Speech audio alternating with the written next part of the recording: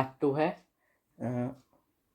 ये मेरा पार्ट 2 है, कॉम्पिटेंसी बेस्ड केमिस्ट्री का पार्ट 2। आज हम करेंगे fill in the blanks, 1 marker और मैच द फॉलोइंग करेंगे।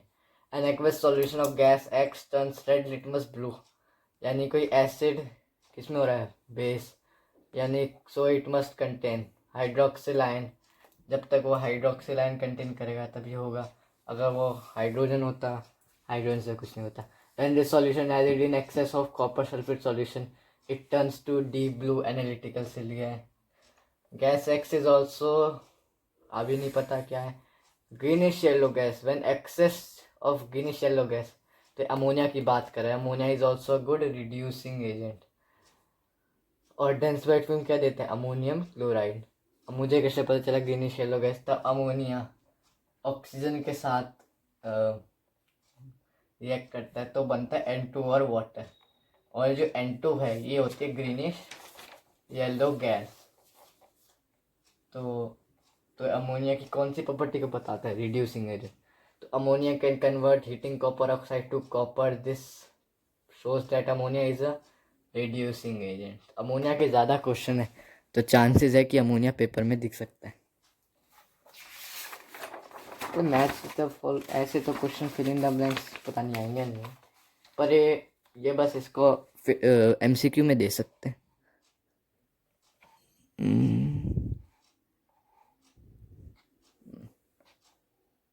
Start. The number of hydrogen atom present in 1 mole of sulphuric acid and 1 mole of sulphurous acid are X and Y। Relationship between X and Y, option क्या है, ये वाला option होगा। क्यों होगा, compare तो कर सकते हैं, तो यही ऑप्शन बचा।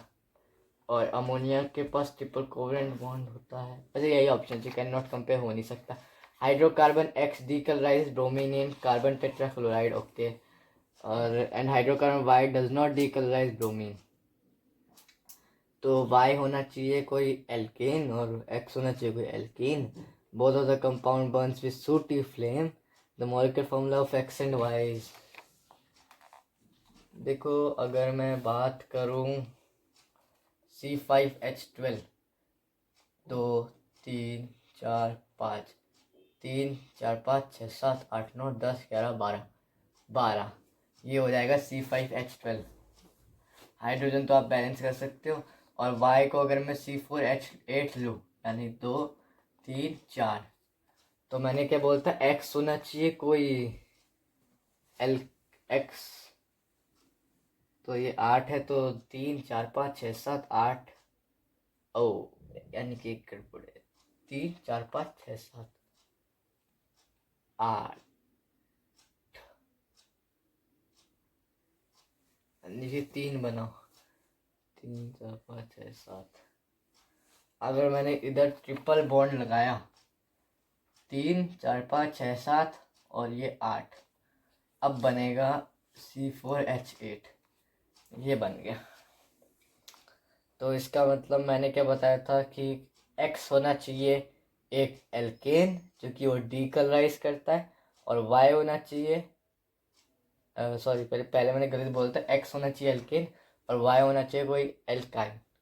तो क्या बना, C5H12 एंड C4H8। तो ये क्या है, C5H12 एल्केन और Y क्या है, एल्कीन। ये आपको केमिकल टेस्ट मिल जाएगा एल्केन, एल्कीन और एल्काइन में। The number of chain isomer possible for alkane 5 carbon atom. तो आइसोमर ऑफ पेंटेन कितने होते, 3 होते हैं। ब्यूटेन में 2 होते हैं, पर इसमें 3 होते हैं, तो इसका आंसर क्या है, 3। Cations are dash ion. Cations are oxidized ion formed due to loss of electrons by a neutral atom. If a hydrocarbon has formula C50H98, that likely to undergo dash। तो इसका हमारे पास कई सारे हैं, CnH2 है, मुझे लग रहा है डबल ही होगा। तो अगर मैं C50 ले लूँ, N को 50 ले लूँ और H2 इंटू 50 करूँ, तो आंसर आ जाएगा 100। तो ये गलत हो गया। और 100 में से अगर मैं 2 माइनस करूँ तो 98, यानी कौन सा फॉर्मूला बोला, CnH2n-2। तो C50H का 2n यानी कि 100, 100 - 2 98, तो बन गया और एक किसका फॉर्मूला है, CnH2n-2। ये फॉर्मूला है एल्कीन का। तो एल्कीन अंडर को क्या करते हैं, एडिशन। और हाइड्रोकार्बन वो क्या है, अनसैचुरेटेड। सैचुरेटेड में सिंगल कोवलेंट बॉन्ड होता है, अनसैचुरेटेड में डबल और triple covalent bond. Atomic size of boron is 0.88 Armstrong, and that of hydrogen is 0.70 Armstrong. Nitrogen lies dash of boron, hydrogen, helium, lithium, barium, boron, carbon, nitrogen. तो कौन से में होगा, right में होगा, क्या होगा, राइट में। The dash is the position of cation in the electrochemical series the greater. अब आप कंफ्यूज हो गए, पहले पढ़ोगे the position of electrochemical series lower, गलत, पहले पूरा क्वेश्चन पढ़ो कि इलेक्ट्रोकेमिकल सीरीज में कौन जल्दी। अब बोला ग्रेटर द डिफिकल्टी, ये वर्ड घुसा दिया इन्होंने, ये वर्ड हमारे लिए दिक्कत कर सकता है। अगर हम पहले बोलते तो लोअर होता, पर बोलते greater the difficulty of discharging at cathode. Simple बात ये इलेक्ट्रोकेमिकल सीरीज में कि क्या हम कटायन को ऊपर रखें या नीचे रखें, कि डिफिकल्टी हो डिस्चार्ज में। तो जितना हम नीचे रखेंगे उतना जल्दी डिस्चार्ज होगा, जितना ऊपर रखेंगे तो कम डिस्चार्ज होगा। तो हायर आंसर होगा, डिफिकल्टी की वजह से हायर हो गया। The correct order of increasing volatile acid, सब में HCl CH3COH HNO3 ओके।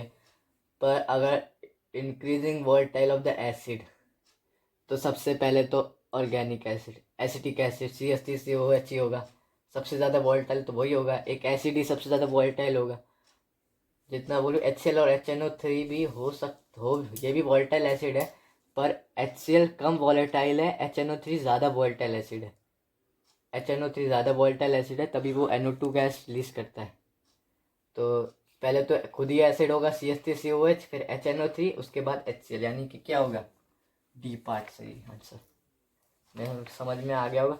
वैसे अगर मैं इसकी ट्रिक बताऊं तो पहला चैप्टर HCl है, दूसरा चैप्टर HNO3 है। तो HCl बहुत कम है, फिर HNO3, उसके बाद सल्फ्यूरिक एसिड। सल्फ्यूरिक एसिड होता तो तीसरे पे आता, फिर सबसे ज़्यादा क्या है, acid, so CH3COH। Nikita wanted to gift her friend a decorative piece that is quite hard and strong, does not get corroded and can be polished. She selected a statue that matched her criteria as it was made of alloy whose main constituent was iron, zinc, aluminium, copper. इसका answer है हम decorative pieces के लिए या alloy बनने के लिए copper use करते हैं।